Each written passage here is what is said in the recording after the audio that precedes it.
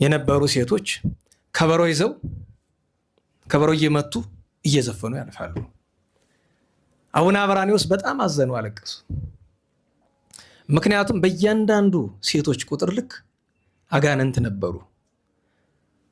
አብረዋቸው በእግራቸው እያሸበሸቡ በእጃቸው እያጨበጨቡ የሚያጅቧቸው አጋንንት ናቸው። እሱ ብቻ አልበቃም።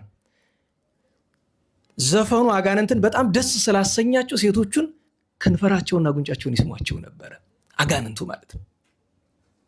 በጣም አልቅሰው መጀመሪያ ጸሎት አድርገው መስቀላቸውን አወጣው ስመ እግዚአብሔር ጠርተው አጋንንቱን ከስፍራ አራቋቸው። ሴቶቹን ጠርቶ በጣም ወቀሷቸውን፣ ያዩትን ነገር ነገሯቸው። ሴቶቹ እንደ ዛሬ ዘመን እንደ አንዳንዶቻችን ወይ እንደ ብዙዎቻችን ደንዳኖች አልነበሩምና አባታችን መስሎን ነው ይቅር በሉን ነው በጫማቸው ወደቁ። ንስሐ ሰጠው ልከዋቸዋል። ዳግመኛ ዘፈነው አያውቁም። ተዋት